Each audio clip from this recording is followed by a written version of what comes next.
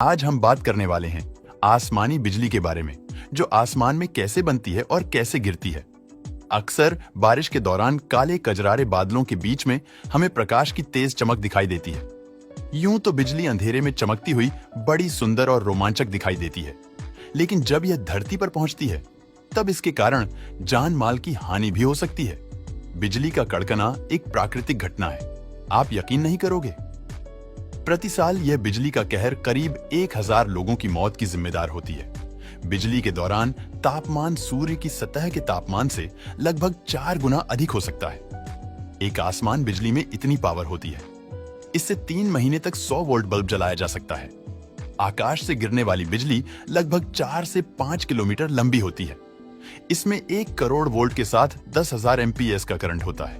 पूरे विश्व में प्रतिदिन औसतन 8 लाख घटनाएं बिजली चमकने की घटित होती है। आसमान में ऐसा क्या होता है जिससे बिजली उत्पन्न होने लगती है? आखिर बिजली बनती कैसे है?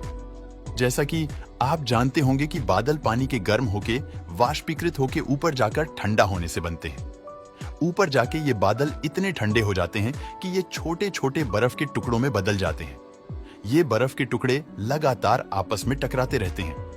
इसी टकराव के कारण एक नेगेटिव चार्ज बनता है, जो बादलों में नीचे की ओर, और पॉजिटिव चार्ज हल्के होने के कारण ऊपर की ओर आ जाता है, जो एक दूसरे के संपर्क में आने से चिंगारी उत्पन्न करता है। जैसे ठंडी में कंबल में हाथ रगड़ने से जो लाइट उत्पन्न होती हुई दिखती है, ये ठीक इसी तरह उत्पन्न होता है, पर यह बड़े प्रमाण में होती है। एक ही बादल में बिजली का चमकना, इसमें बादलों के बीच पॉजिटिव चार्ज जो कि ऊपर की ओर होता है और नेगेटिव चार्ज जो कि नीचे की ओर है, जब आपस में टकराते हैं तब बिजली चमकती है।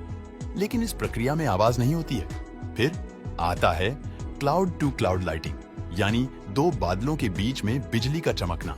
एक बादल के नेगेटिव चार्ज और दूसरे बादल के पॉजिटिव चार्ज एक दूसरे के संपर्क में आने से बिजली उत्पन्न होती है। इसमें जमीन पर खड़े ऑब्जेक्ट को बिजली दिख भी सकती है और नहीं भी। और अब लास्ट में आती है क्लाउड टू ग्राउंड लाइटनिंग, यानी बादल और जमीन के बीच बिजली का चमकना।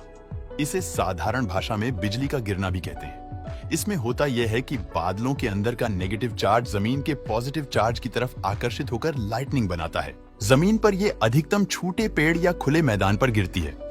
इसीलिए हमें बिजली कड़कते समय खुले मैदान या पेड़ के नीचे जाने से मना किया जाता है। पर हर बार बिजली जमीन पर गिरे ऐसा जरूरी नहीं, वह हवा में भी खत्म हो सकती है।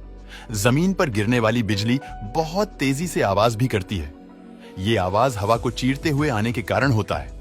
रोशनी की रफ्तार ध्वनि की रफ्तार से कई गुना ज्यादा तेज होती है।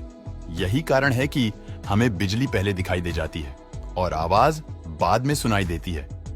यदि आपने बिजली दिखने और आवाज सुनने के बीच में 5 तक की गिनती गिन ली, तो समझो यह आपसे 1 मील की दूरी पर है, क्योंकि ध्वनि को 1 मील यानी कि 16 किलोमीटर का सफर तय करने में 5 सेकंड लगते हैं। हमें गिरती हुई नहीं, बल्कि गिरकर वापस उठती हुई बिजली दिखाई देती है। वापस जाती हुई बिजली की स्पीड 3 करोड़ प्रति सेकंड होती है, और जो कड़कने की आवाज हमें सुनाई देती है, उसकी स्पीड प्रति सेकंड होती है। बिजली गिरने और उठने का काम 2 माइक्रोसेकंड के अंदर होता है। कई बार आपने बिजली तो देखी होगी, लेकिन आवाज नहीं सुना होगा। ये इसीलिए होता है क्योंकि आसमानी बिजली 100 माइल दूर से भी देखी जा सकती है, जबकि आवाज सिर्फ 12 माइल दूर तक ही सुनाई देती है। दोस्तों, वीडियो पसंद आता है तो लाइक और शेयर करें।